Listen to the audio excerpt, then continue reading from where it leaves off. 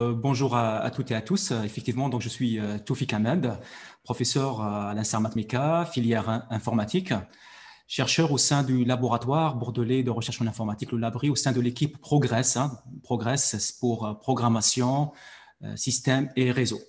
Et donc, je suis heureux de vous présenter aujourd'hui cette présentation qui va essayer de vous faire comprendre un peu les menaces de cybersécurité qui pèsent actuellement sur notre monde numérique, sur nos systèmes d'information et sur nos réseaux. Donc, je vais donner dans un premier temps un aperçu de l'état des lieux des menaces afin de mieux comprendre les attaques les plus utilisées. Et quand même, on va essayer de se mettre aussi dans la peau d'un attaquant pour essayer de comprendre sa logique. Et si on comprend sa logique, on va anticiper ses actions. Et enfin, lorsqu'on va anticiper ses actions, on va essayer de dérouler la chaîne de réponse. Il existe plusieurs réponses possibles. Donc, on parle de réponse préventive, de réponse réactive, c'est-à-dire réagir face à la menace, ou encore de réponse automatique. C'est ça ce qu'on cherche finalement, c'est limiter l'intervention humaine et aller vers des réponses automatiques pour aller vers la résilience ou la cyber-résilience. Alors, qu'est-ce que c'est ce terme de résilience? Alors, en effet, le terme résilience, il provient originellement du domaine de l'anthropologie. Donc, il a commencé à être utilisé largement au début des années 70. Il fait donc appel à tout ce qui est survie et l'adaptation des individus ou de la population face à des changements. C'est effectivement ce qu'a évoqué tout à l'heure Bernard. Donc, parler d'adaptation, parler des changements, c'est de la résilience. Par extension, on parle de la cyber-résilience, c'est la survie de l'infrastructure numérique.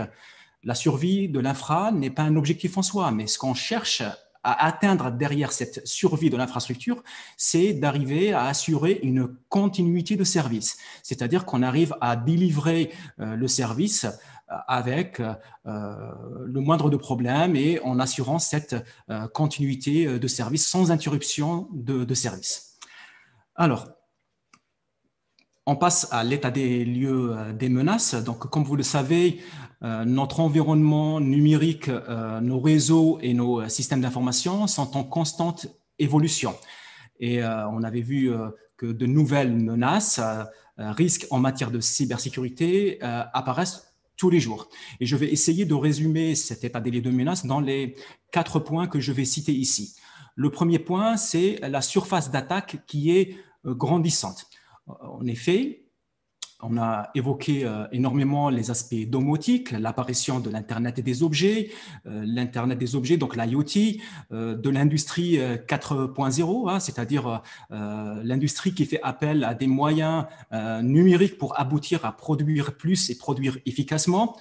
On a parlé tout à l'heure aussi dans la présentation de Bernard de l'avènement des voitures connectées, des voitures autonomes.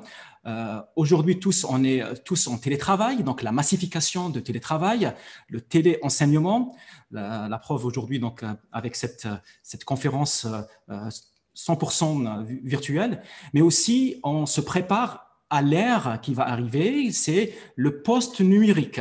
Le post-numérique, c'est la période qui va suivre la période actuelle qu'on appelle la période de transformation numérique. Donc, il y a une autre période qui va arriver, c'est celle de post-numérique. Tout ceci mène à ce qu'on appelle une augmentation de la surface d'attaque. Mais qu'est-ce que c'est cette surface d'attaque? Alors, la surface d'attaque, en fait, est constituée des nombreux points de vulnérabilité potentiels pouvant être exploités pour mener à une attaque, donc pouvant être exploités par les attaquants, et donc on peut mener à bien une attaque. Une surface d'attaque qui est grandissante, c'est synonyme de nombre de possibilités importantes pour les attaquants. Et ces attaquants, donc, ils peuvent exploiter les failles, les vulnérabilités qui peuvent exister dans les systèmes. Et donc, je peux enchaîner avec le deuxième point, c'est les vulnérabilités qui sont devenues innombrables, c'est-à-dire qu'on constate de plus en plus de vulnérabilités, c'est-à-dire des failles et des faiblesses dans nos systèmes d'information, dans nos réseaux, dans nos protocoles de communication, sur les systèmes d'exploitation, dans les applications métiers, sur les sites web. et dans les différents programmes et des interfaces de programmation qu'on utilise, nous tous les programmeurs, pour écrire des nouveaux programmes et des nouveaux logiciels. Sans oublier les vulnérabilités qu'on appelle vulnérabilité physique, c'est-à-dire qu'on accède physiquement à des machines. Exemple, vous quittez, donc j'ai vu Anne partir tout à l'heure, quitter sans verrouiller sa session, ça peut poser une vulnérabilité physique, et cette vulnérabilité, un attaquant pourra exploiter convenablement cette vulnérabilité pour s'introduire dans un système d'information. Le troisième point, c'est les attaques qui sont devenues de plus en plus sophistiquées grâce à la disponibilité de plusieurs technologies de pointe et qui intègrent aussi les avancées en matière de la recherche scientifique. On parle tout à l'heure de l'intelligence artificielle, donc c'est des techniques qui apparaissent, du machine learning, de l'apprentissage profond, du traitement de données massives. Tout ceci profite aussi aux attaquants pour créer des arsenals, donc des armes cyber qui pourront être utilisées pour impacter les ressources des systèmes d'information. Et c'est le quatrième point, c'est les impacts de ces attaques est de plus en plus retentissant et provoque d'importantes interruptions de services, arrêt d'activité, sabotage d'infrastructures numériques. On parle du patrimoine numérique, c'est quand même patrimoine physique. La perte de patrimoine numérique, certaines entreprises ont mis la clé sous la porte parce que le jour au lendemain, ils ont perdu la totalité de leurs données dans les systèmes d'information. Donc, ce vol de données, ce sabotage de données, tout à l'heure, je vais donner l'exemple où des ransomware, des rançons logiciels qui vont crypter les données et impossible y accéder. Et donc, on perd le jour au lendemain ce patrimoine numérique. Donc, ça, c'est les 4 points qui résument un peu l'état actuel des menaces. Alors, je résume sur ce slide aussi quelques méthodes d'attaque les plus courantes, les plus utilisées. Il y en a plein, mais je résume 9 méthodes d'attaque les plus utilisées. Le premier, on parle beaucoup d'identifiants compromis. C'est le point le plus important parce que si un attaquant détient les identifiants, détient donc la clé pour accéder à un système d'information, il peut profiter de ça pour mener à bien ses attaques. Donc, c'est le premier point de faiblesse qui peut mener à une attaque, c'est le vol des identifiants. On parle d'identifiants compromis. Ce vol des identifiants, il peut aboutir grâce à des campagnes d'hameçonnage. En anglais, c'est du phishing. Okay. Je vais donner tout à l'heure un exemple aussi de cette campagne d'hameçonnage. Grâce aussi à des logiciels malveillants qui sont installés dans le système et qui vont aller chercher les historiques de navigation, les clés de navigation qui sont enregistrées dans les navigateurs, les mots de passe qui sont enregistrés par défaut dans les navigateurs. Aussi, des fois, le partage des identifiants entre collègues, partage de mots de passe entre collègues, réutilisation aussi des identifiants et des mots de passe dans d'autres sites, par exemple sur des sites marchands. Si vous réutilisez, par exemple, votre mot de passe de l'établissement sur un site marchand, le site marchand, il pourra lui-même être attaqué et on peut récupérer les identifiants pour accéder au site de l'établissement. Donc, sur le reste, je vais donc rappeler rapidement les différentes menaces. Donc, on a le mot de passe faible qu'on peut deviner facilement grâce à des campagnes de passage en force. Donc, on peut brute forcer le message et on va essayer de combiner toutes les lettres, toutes les possibilités et chercher le mot de passe. On parle aussi de l'ingénierie sociale. On ne parle plus de hacker la machine, hacking de la machine, on parle de hacker l'humain, c'est-à-dire jouer sur les sentiments et lui faire des actions que d'habitude il ne fera pas. Par exemple, cliquer sur un lien ou rentrer en conversation avec des malveillants pour divulguer des informations sensibles à l'entreprise. Tout le monde a reçu un email où on a gagné tous des millions d'euros. Il faudrait que derrière, on profite de ça les attaquants profitent de ça pour voler des informations sensibles. On parle aussi de ransomware. Donc, comme je l'ai dit tout à l'heure, les ransomware, ce sont des logiciels malveillants qui prennent en otage les données utilisateurs, les données de l'entreprise.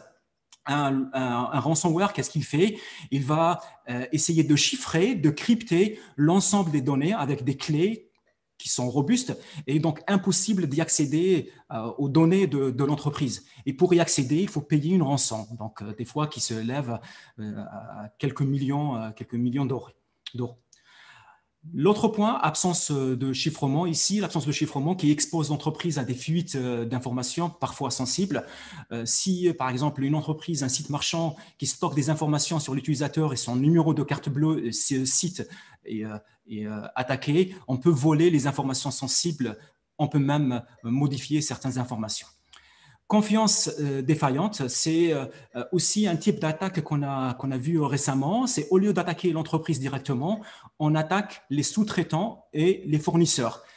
Parce que des fois, l'entreprise, avec les sous-traitants et avec l'ensemble des fournisseurs, elle maintient des canaux de communication et elle maintient une relation de confiance. Et donc, on fait confiance au flux qui rentre et qui sort.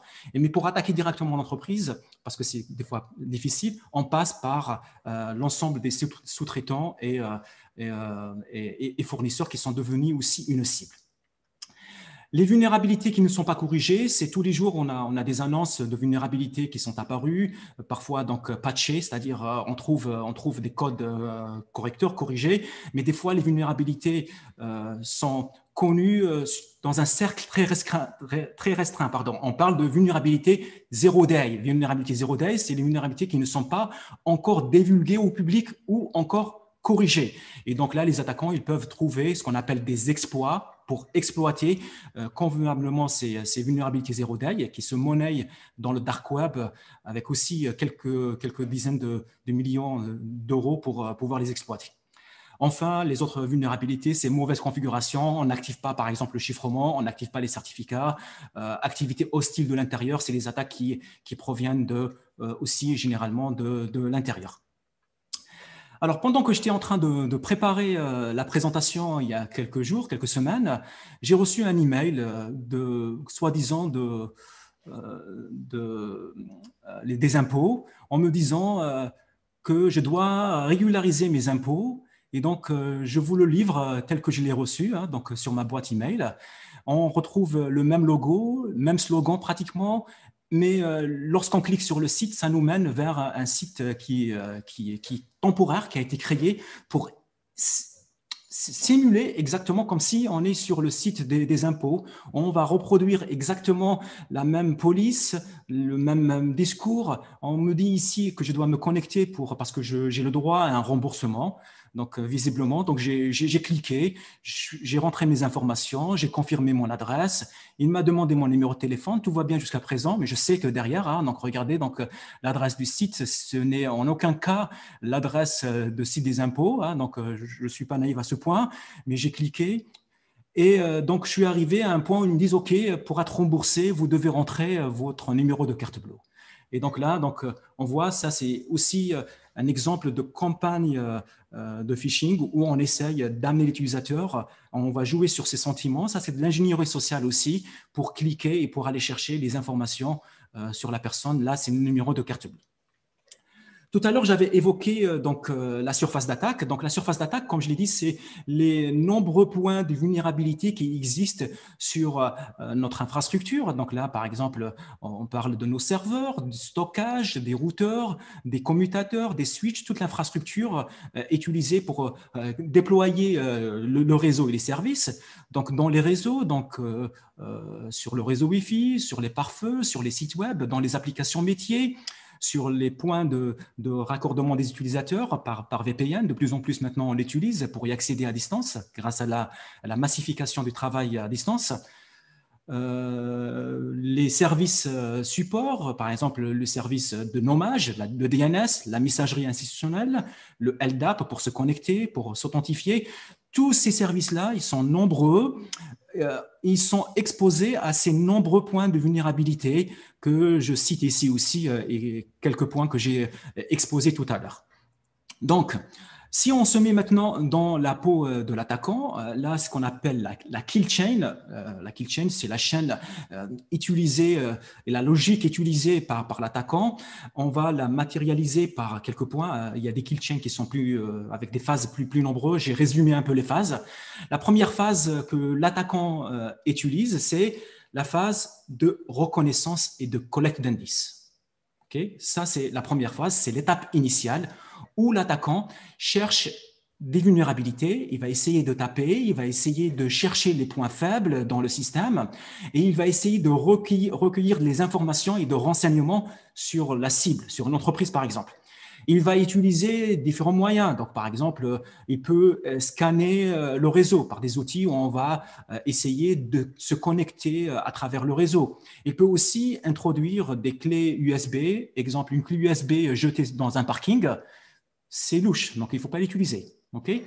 Donc, ça, c'est aussi des moyens pour s'introduire. Après cette phase de reconnaissance et de collecte d'indices, on passe à une phase qui s'appelle infection initiale ou armement. C'est comme en militaire, donc on va délivrer le code malveillant. Une fois on a obtenu ces informations, maintenant il faut s'infiltrer. Et on va livrer le code malveillant et ce qu'on appelle l'armement. Donc, on peut forcer les portes, on peut attaquer par du moyen donc, logiciel ou physique. Donc, on peut aussi, comme je l'ai dit tout à l'heure, si on ne verrouille pas la session, donc c'est par ce biais-là qu'on peut rentrer. Et on peut installer donc, les logiciels malveillants. Et à partir de là, donc ce logiciel malveillant, il est en exécution, il va essayer de se renforcer, de persister, il va essayer de se balader dans le réseau en recherchant les points faibles, il va essayer de voler de nouvelles informations. On parle d'escalade de privilèges, c'est-à-dire on passe d'un utilisateur simple à un utilisateur avec un droit d'administration. Et si on a un droit d'administration, on peut tout faire. Okay? Donc ça, c'est l'escalade de privilèges. Et lorsqu'on a le droit d'administration, on peut changer la configuration, on peut ouvrir des backdoors, des portes dérobées, on peut modifier les certificats de chiffrement, on va créer des scripts automatiques et on va essayer de persister dans le système et s'endormir dans le système, même si le système redémarre, on revient et on revient. Et on va essayer de se déplacer. On parle de déplacement latéral, de déplacement en profondeur, où l'attaquant il va se balader pour essayer d'obtenir de plus en plus d'informations jusqu'à atteindre sa cible. Et lorsqu'on atteint la cible, c'est là où on va donc faire de l'exfiltration des données. On va voler des données, on va activer le cryptage des données parce qu'on va demander une rançon derrière. On va essayer de casser. Donc, vous avez déjà entendu parler aussi des attaques sur des usines où on peut casser carrément donc, le mode de fonctionnement des objets qui sont dans l'usine connectée. Et donc là, c'est l'action sur la cible. En permanence, l'attaquant aussi, il est en contact, là je vais évoquer tout à l'heure, il est en contact avec des serveurs, on parle de serveurs de commande et contrôle, qui vont essayer de donner l'ordre pour s'adapter et devenir agile, parce que même le code malveillant, il est agile et il s'adapte constamment à la défense, il s'adapte constamment à la topologie réseau. Et donc tout à l'heure, je vais exposer ce serveur de commande et contrôle. Alors, sur ce slide, je vais vous exposer la phase de reconnaissance et de collecte d'indices, qui est la phase la plus importante parce que c'est là qu'il nous renseigne sur les points de vulnérabilité potentiels. Donc, l'attaquant, il va essayer de taper partout, il va essayer d'avoir des informations. Donc, je ne sais pas si vous voyez mon animation, mais on va essayer de scanner le réseau, on va essayer de déterminer quels sont les ports ouverts, on va essayer de trouver les points faibles, trouver les informations sur la nature du système d'exploitation, sur sa version, si le système n'a pas été patché, c'est-à-dire qu'il y a des vulnérabilités publiques connues qu'on pourra exploiter. Et tout ceci, c'est la phase de collecte d'indices, c'est la phase primordiale. Si on arrive à couper une des phases que j'ai exposées tout à l'heure, on arrive à casser, bien sûr, l'attaque. Une fois on obtient un accès, exemple ici, on accède sur un site web par le biais d'une absence de chiffrement, on va essayer de mener à bien notre attaque, on va essayer de se déplacer, on se déplace à droite à gauche, déplacement latéral, on va essayer de persister, comme je l'ai dit, et jusqu'à obtenir un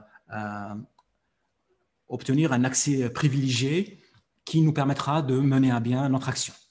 Comme je l'ai dit, le code malveillant, il est en communication constante avec des serveurs de commande et de contrôle. Ce que je schématise ici, quelques serveurs qui contrôlent les botnets, qui contrôlent le code malveillant. Et le code malveillant, il va télécharger des nouvelles règles, il va se mettre aussi à jour, il va essayer d'exfiltrer des données simples pour essayer de construire aussi sa logique et atteindre la cible et aller jusqu'à mener à bien cette attaque. Alors, la chaîne de réponse. Ici, la chaîne de réponse, bien sûr, elle passe par plusieurs phases. J'ai exposé tout à l'heure les différentes phases. La phase préventive, c'est la phase la plus importante. Et là, ça nous rappelle un peu l'hygiène informatique à mettre en place. Le premier point, c'est sensibilisation et la formation des personnels. Donc, on va former les équipes. On va aussi avoir une cartographie globale de notre système d'information. On va essayer aussi de maîtriser les risques par une analyse de risque. On va maîtriser le système d'information, mettre en place les moyens pour authentifier les utilisateurs, contrôler les accès. Et là, d'ailleurs, il y a des travaux de recherche autour de ce qu'on appelle les architectures Zero Trust, c'est-à-dire on ne fait confiance à personne et chaque service qui est déployé et doit authentifier les utilisateurs qui l'utilisent et on doit contrôler les accès fins sur le service. On doit aussi savoir gérer tout le trafic pour savoir d'où il vient et vers où il s'oriente. Donc ça s'appelle le Zero Trust. On active aussi la sécurité dans les postes clients par le biais des pare-feux. On va sécuriser le réseau. Donc, la sécurisation de réseau passe par la segmentation du réseau pour avoir des réseaux qui peuvent être confinés facilement en cas d'attaque. Confinés facilement, hein, c'est comme dans la vraie vie, où on va déconnecter les passerelles, déconnecter des parties du réseau pour limiter la propagation de virus et des codes malveillants. Sécuriser l'administration et les systèmes. Bien sûr, il faut séparer les différents comptes. Le compte utilisateur doit être séparé du compte administrateur et le compte administrateur ne doit pas aussi avoir un accès à l'Internet et un accès autre qu'aux ressources administrées. Gérer les utilisateurs nomades, maintenir le système à jour parce qu'il y a des vulnérabilités qui sont publiques hein, avec des exploits qui sont disponibles. Donc là, il faut maintenir le système à jour, superviser, auditer et mener une analyse de risque, ce qu'on appelle la gouvernance de la sécurité. Il n'y a pas que des aspects techniques, mais il y a aussi les aspects organisationnels. Les aspects organisationnels, c'est prévoir les risques et mener cette analyse de risque. Dans la phase détective, donc la phase détective, c'est tout ce qui concerne la collecte des informations. On parle de collecter les logs, collecter les traces, centraliser, faire une analyse de type légal, forensique, donc c'est comme la médecine légale. Donc on va essayer de remonter un peu le temps, voir comment l'attaque a été menée pour essayer de comprendre, trouver les points de vulnérabilité qui ont mené à l'attaque. Donc ça, c'est une étape importante, l'étape détective. On va aussi faire de la corrélation, l'analyse des données, recherche, et là, c'est les outils de traitement de données massives, l'outil d'apprentissage aussi de machine learning peuvent aider à déterminer l'état du système. Enfin, donc, on va essayer de quantifier et évaluer la menace et déterminer le niveau de risque. Dans la phase réactive, donc là, comment réagir une fois on a détecté l'attaque? Bien sûr, il faut enquêter, analyser, déterminer la nature et l'étendue de l'attaque. Donc, si on sait que l'attaque a été opérée sur telle partie du réseau et si le réseau a été segmenté en amont, donc on pourra le confiner, on pourra déconnecter les passerelles et on pourra traiter que la partie infectée. On va essayer aussi de mettre en place des moyens pour neutraliser, mettre en œuvre les mesures d'urgence pour atténuer l'attaque et maîtriser les risques. Et enfin, donc, récupérer, nettoyer, réviser et restaurer. Sans oublier, bien sûr, la phase de formation qui est en tâche de fond. Il faut former les utilisateurs, s'entraîner, s'entraîner à des niveaux, à des choses techniques. Et d'ailleurs, dans le projet de chaire cyber-résilience que je mène, on maintient et on développe une plateforme de cyber-entraînement qui permet à des utilisateurs de progresser dans le réseau et se mettre dans la peau d'un attaquant et avoir ce retour d'expérience sur les incidents qui sont sur le réseau et essayer de s'entraîner activement à des attaques et les reproduire. L'entraînement technique, exemple, on a sur le marché, et nous aussi, on maintient ce qu'on appelle une cyber-range par le biais des exercices de type capture de drapeau, capture de flag, les CTF, où on a des équipes qui peuvent attaquer, qu'on appelle les red teams, des équipes qui défendent le réseau, qu'on appelle des blue teams. On peut avoir aussi des équipes qui apprennent des deux, ce qu'on appelle aussi des purple teams. Et il faudrait non pas seulement l'entraînement technique, mais aussi l'entraînement organisationnel. Il n'y a pas de technique ici, hein, c'est juste on fait les risques, on va quantifier le risque, on va faire des plans de continuité d'activité, on va faire des plans de reprise d'activité. Tout ce qu'on a fait jusqu'à présent, même lorsqu'on a eu le Covid-19 qui est apparu. Maintenant, comment aller vers la cyber-résilience? Alors, la cyber-résilience, comme je l'ai dit, c'est la capacité qu'a le système d'assurer la continuité d'activité, la continuité de service. Cela passe par plusieurs étapes. Donc, j'en résume ici 6, 3 sur ce slide-là et 3 dans le slide prochain. Autonomic computing, c'est-à-dire que le réseau, le système d'information, il est capable d'exécuter des tâches complexes sans guidage constant de l'utilisateur. Donc, ce qu'on aimerait faire, c'est des réponses automatiques, c'est-à-dire que l'administrateur et l'équipe système n'est pas toujours derrière pour donner l'ordre pour segmenter, pour déconnecter les passerelles ou détecter les points de vulnérabilité. Donc là, on essaye d'amener de l'autonomie.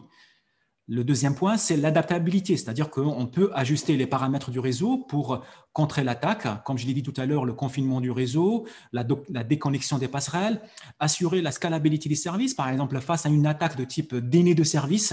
Si on a un exemple de déni de service, c'est-à-dire des requêtes qui rentrent en permanence pour faire tomber un service donné, on peut automatiquement rajouter des ressources informatiques et monter en scalabilité pour absorber ce trafic et le rejeter après. Ça permet d'éviter d'avoir le réseau qui tombe en panne grâce à cette attaque de type DOS ou DDoS.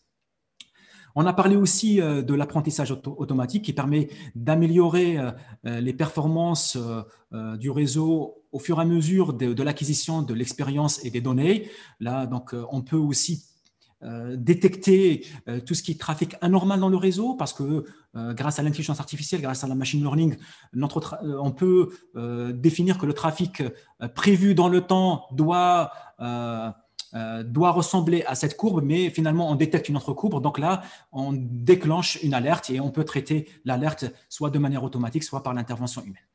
Enfin, vers où on va pour mener à bien la cyber-résilience?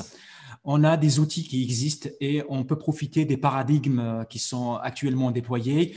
On parle de la virtualisation de réseau, donc tout ce qui est réseau virtuel, parce que les réseaux qu'on installe actuellement dépendent énormément du matériel. Maintenant, les réseaux futurs seront détachés du matériel et on peut aussi programmer automatiquement ces réseaux. On parle de la programmabilité de l'infrastructure grâce à des outils tels que le SDN, Software Defined Networking, NFV, Network Function Virtualization.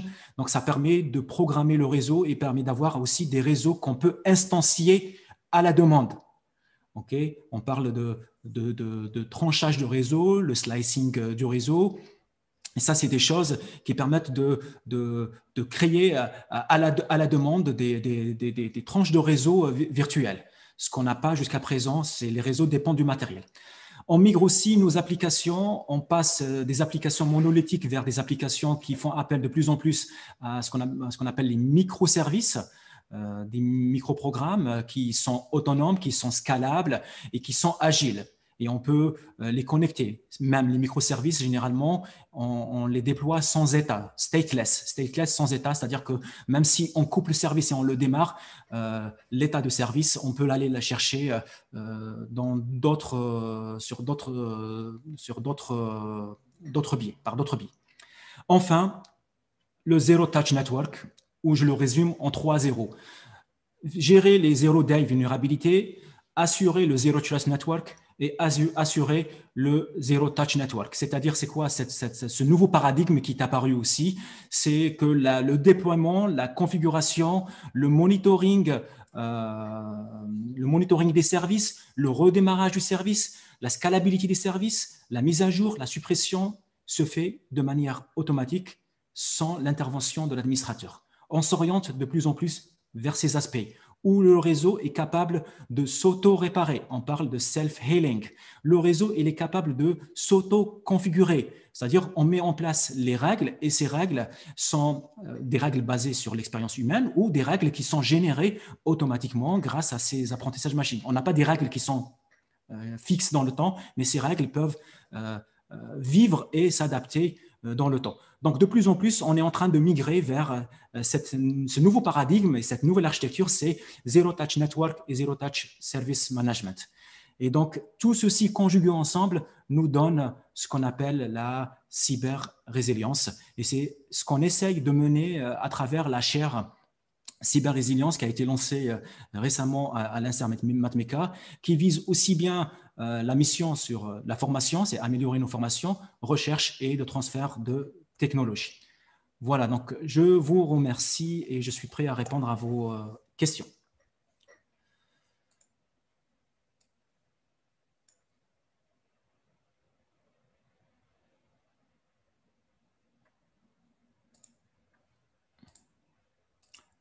Véronique, tu es en mode mute, je ne t'entends pas. Oui.